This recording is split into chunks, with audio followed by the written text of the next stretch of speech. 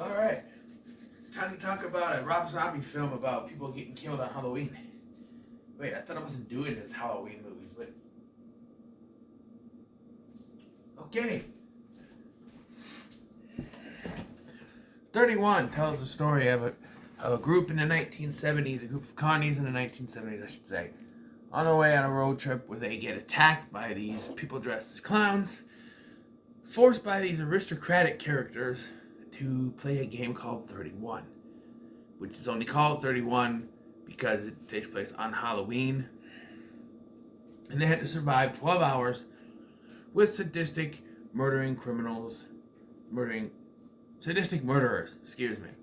And there's 5 of these characters, 5 of our main characters. So, yeah, they had to survive. And, you know,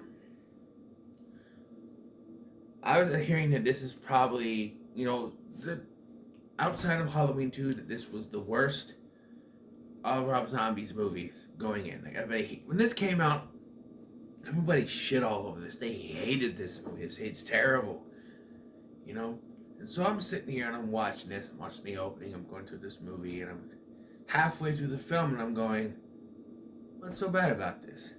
The only terrible thing, like, it's still got Rob Zombie's fingerprints all over this. His wife's in the movie. Say fuck about 1 billion times. Blood, gore, other language that you wouldn't, the C word and stuff like that, and lots of nude peoples, that sort of thing. But, and like an ending that, is very Rob Zombie. But, for the most part, I think the acting, except for a couple of points, one of them is, of course, Sheri Moon Zombie, because she can't act a way out of a paper bag. But I would say, watching through these, she's gotten somewhat better. Not completely better, but a little bit. She's not the only main character in this one, like in Lords of Salem. So, I mean, there was other main characters in that one, but she's not the only one getting focused, I should say. Returning from his previous films are, of course, Sheri Moon Zombie, Jeff Daniel Phillips, Daniel Roebuck, who I think was in one of his Halloween movies before this. Maybe both of them. Richard Brake, who was in Halloween 2. Malcolm McDowell, who was fake Dr. Loomis in his Halloween movies.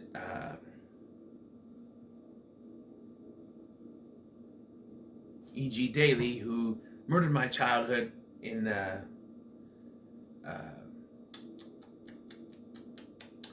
Devil's Rejects. And yeah, doesn't do any better here.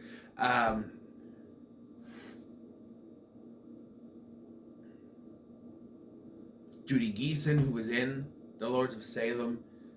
So yeah, there's a lot of, and Meg Foster was also in The Lords of Salem, and there's some other actors that are brought in, like Lawrence Hilton Jacobs, who, if you ever watched Welcome Back, Kotter was Freddie Boom Boom Washington. Why Boom Boom? Well, boom boom boom boom boom boom boom boom boom boom boom. What? So you play the cello? No, man. I just like to pretend I play the cello. Boom boom boom boom. And he does some ridiculous Jamaican accent through the entire movie. And at first I thought it's just an act that he's doing, but no, he talks that way through the entire film. And it's like, could have done without it. Lawrence Hilton Jacobs is a great actor, but having probably one of your best actors in the movie do a Jamaican accent through the entire film. I mean, I can name the best actors in this film: Malcolm McDowell, Meg Foster, and Lawrence Hilton Jacobs. But Lawrence Hilton Jacobs' great acting skills is taken away by a horrible Jamaican accent, so that's gone. I like this guy they meet at a gas station, though. It's actually Bob the Goon from the Batman. Yeah, from that one. I'm like, who is this guy? And so I looked him up, and the picture I saw, I'm like, he looks very familiar. And I was scrolling through his filmography on Wikipedia, like, that's Bob. You are my number one guy. And he plays this weird guy they see at a gas station that just so happens to, be in one One of the best characters in the film, by the way. But while they're at this gas station, they're a group of traveling carnies. They're at this gas station, you know, and so upon reading this, the synopsis says that there are 5 of them that are thrown into this. But when they start, there are 2 other women and the bus driver guy. And I'm like, okay, what happens to them? Well, they get killed right away, actually. So what happens at the gas station, Chip Daniel Phillips' character is floating with E.G. Daily, who comes up and starts asking questions. And like, oh, hey, are you a hunter? She keeps like asking, are you a hunter? You like to hunt? You know, to try to see if, you know, anyone in there knows how to fight back so they can win easily later. Well, you know, it doesn't actually work for them, but you know. But you got had, man. You got scoped out. And as they're driving, it gets dark all of a sudden. I don't know how long they were driving for, or where they set this up. There's a bunch of scarecrows in the road. They go to move them, and that's when they attack. They kill the inconsequential characters, the bus driver and 2 other women, and then they take the other 5 and they play the game called 31, which is only called 31, like I said, because it takes place on Halloween. These 3 aristocratic characters played by Malcolm McDowell, Judy Geeson, and Judy Carr. She was the fairy godmother on Legends of Tomorrow. And if you heard her voice, it would be instantly recognizable. Her voice has been everywhere. But I play these 3 aristocratic characters, and they set them up against these murderers. And they go for like each is a level 1. The first one is I don't remember his name, but it's this little short dude who speaks a lot of French or Spanish. Speaks a lot of Spanish. And one thing is, he says the word, and it's a Hispanic word called puto. And Rob Zombie, I don't know, they translate it. Every time they, like the subtitles on here, they translate when he speaks in Spanish. But one time he says that word, it says that the slur for gay people that starts with F. I won't say it. And then another time he says it, and it comes up dickhead. I'm like, well, which one is it? You know? And then later he says puta, and it comes up bitch, which that's, as far as I know, that's right. But like, I don't know. He says the first one twice. I don't like to say the words too much. I don't want, you know. But he says like, the first one twice, and both times a different word pops up when he says it. I'm like, okay, which one is it? But this guy gets dispatched with number 4. I forget his name. It's the other black guy. I don't remember his name. I'm sorry. He gets killed first because he's not the bigger star. The other 4 are bigger known. This guy, I don't even know who he is. I don't know. He gets killed. And it does play to, the black guy dies first. Actually, the first person that dies in this film is a pastor, a priest, that is killed by Richard Brake's character. And they introduced Richard Brake at the beginning of this, and he doesn't show up till like the last third of the film to be this ultimate antagonist. And I feel like if they had, I mean, it's a decent intro, I guess, but if they had cut the intro out and just started with them traveling down the road or whatever, and then they like, well, we need to bring in Doomhead, which is a stupid name, but Doomhead, and then reveal it's Richard Brake. Like, he already said in the beginning his name is Doomhead, and then later, like, when you bring him in, I'm like, well, you don't need to introduce him beforehand. You could have just had him do, this guy, and then you see, oh, fuck, it's Richard Brake. This guy can be psycho. He's the guy that said fuck a million times in Rob Zombie's Halloween 2. You know, talking about fucking corpses. But yeah, that's take away. And then there's these 2 twins, Schizo Head and Psycho Head, I think they are. I don't know. They both got chainsaws. They take care of them. They subdue them by like push. One of the dude gets pushed on a fucking chainsaw, and the other dude, they take him out. But yeah, because it's like 2 and 2, you know. And then they take one chainsaw. And like we got a chainsaw. I'm like, okay. So yeah, they're gonna win now, right? They're gonna go through and just chainsaw the fuck out of everyone now that's left, which we get sex and death. It's E.G. Daily and this other guy, German, I don't know. But yeah, and this is the part where I'm like, okay, something's gotta happen. I'm like, as soon as they say, oh, we got this will come in handy with the chainsaw. The other one, the chain is broken, so we got this one. I'm like, okay, what's gonna happen to where they can't use this chainsaw? And sure enough, they go to use it, and it runs out of gas. And it's like, okay, what was the point? I mean, they use it a little bit, but they don't use it. In fact, they do the typical thing in horror movies where they have it running for the longest amount of time before they actually go to use it. You shouldn't wait to start it until you go. But then, if that's the case, then you'll just get the typical can't get a start because it's a horror movie. And that's what the, no one's like, of course it does. And we end up with Loris Hilton Jacobs ends up dead here. So, two black guys in a row, I guess. But, yeah, so we're down to 3, right? We're down to Meg Foster's character, Jeff Daniel Phillips, and Shay Moon Zombie, because of course. And so they kill them, and then Sex and Death come in.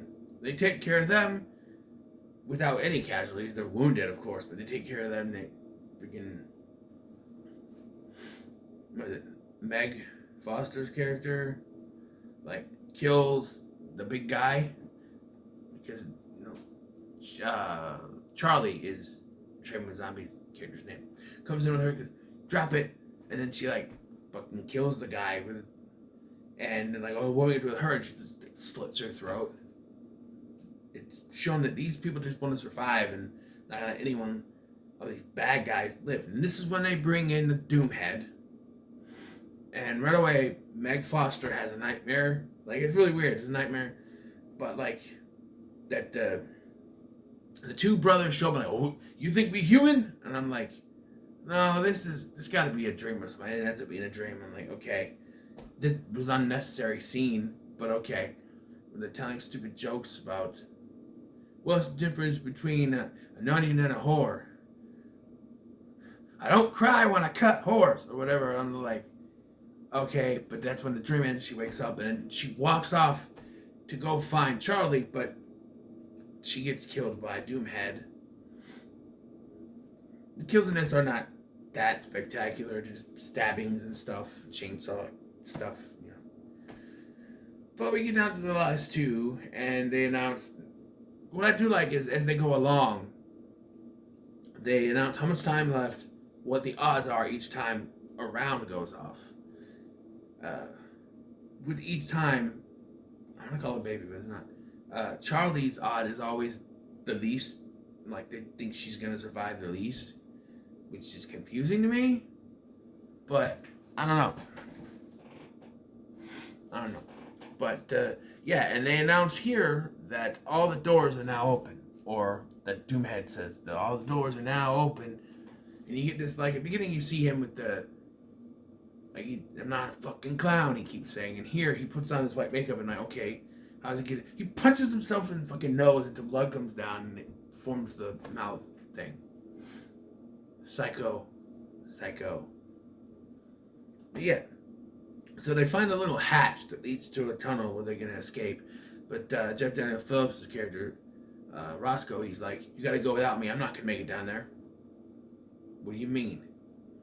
It's just a reason for him to get left behind and killed by Doomhead. It just doesn't make any sense why he stays behind at all. He just does. They could have both made it out, but no. And so he gets stabbed a bunch of times and killed. She escapes down the tunnel and gets out. And somehow, she makes it to this weird abandoned house where she sees like this carnival music stuff playing. And somehow Doomhead has made it all the way there, which I find to be bullshit because like he didn't go down the tunnel. He went the other direction. So you think it would take longer for him to get there. But he gets there and he like tortures her a little bit. He's about to kill her and then it's announced. Time is up. It's all over. Game's over. Thanks for playing 31. You see these 3 Aristocats just get go back to wearing regular clothes and walk off like they do this every year, and they don't care. And then Doom is forced to leave, right? And yeah.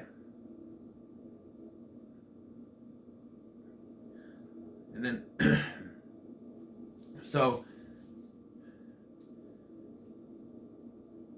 Yeah, it kind of cuts away, and we cut to Charlie walking down the street. I'm like, okay, what are we doing here? There's this car that comes driving towards her. I'm like, oh, she's going to get picked up. I should have known better. This is a Rob Zombie movie. Rob Zombie never. That's one of my biggest complaints. Is Rob Zombie never ends his films on happy notes. They're always on downer notes, and it's like this. This movie feels like a movie that could have been done in the '80s as a typical slasher film with one survivor walking off. But no. It's Doom driving the van, and we're playing Aerosmith's Dream On, which this just takes place in the 70s. That came out in the 70s. I always thought it was the 80s. Beyond me, I'm not going to look it up, but obviously he was the 70s. He plays these songs. It's him, Dream On, and much like the end of Devil's Rejects, it keeps playing and playing and playing, and then it cuts just before anything. It's a cock block of an ending. You don't get to know what happens to her. Did she survive? This is Rob Zombie's ending. Probably not, but I doubt he wanted the last shot of the film being his wife being killed by Richard Brake, so they just cut it. Although I did come up with an idea that they could continue from this when I started thinking about like this. They could do a sequel to this. Not that they would, because it just got panned, but they did a sequel to this, right? It would pick up from this point. Obviously, like I don't know, this point. As he goes to stab her, she moves out of the way, showing that she's not actually as badly wounded as, not out of it as she would look. She stabs him, gets in the vehicle, and drives off. She goes to the hospital. She explains what's going on. The cops show up, and there's nothing. There's nothing there where she said they were. There's maybe dead bodies. That's about it. They're just dead bodies. And they're just crazy, but they don't find Doom on the side of the road. And the next film could be Doom hunting her down, or Nightly, she's gone. He's somewhat given up or something, but they call him in next year for the next one, which I'm also confused because they say they do this once a year, right? But they got like the Reverend, they say, got missing, and his daughter is there. Still, has she been laying there for an entire year? Or that were the Reverend, and because he's not, he's away, like, banging some chick. Doom is away banging some chick when they call him, so I really don't know. Like, did they had her there? There's also a weird thing I forgot to mention, where they find food, they start eating it, and then they reveal that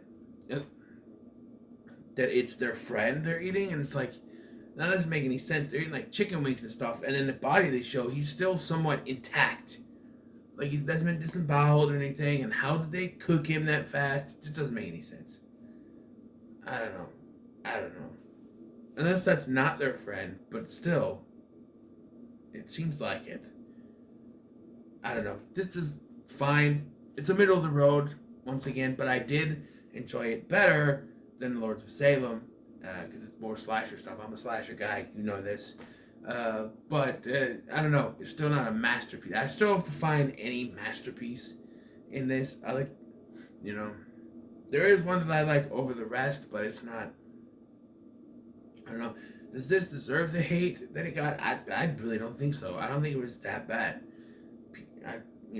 People shit on this movie when it came out, and I just don't get it. Like, it's nothing different from any of his other movies, but people will say, oh, well, Lords of Salem, he's fantastic. It could be his masterpiece, his magnum opus.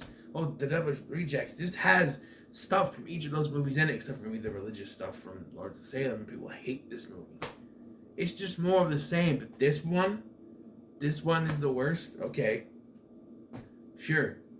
I don't even think it's the worst. You know which one I think is the worst. And I still have yet to find one that is worse than Halloween 2.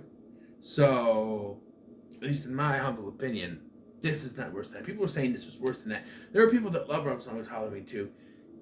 And good to you. For that's your opinion. But still. So what are your thoughts on 31? Let me know in the comments below. Make sure to like, share, and subscribe. Thanks for watching. I've been Scotty, and I'll see you in the next one. We got one more to go. And then I gotta wait for monsters. But still,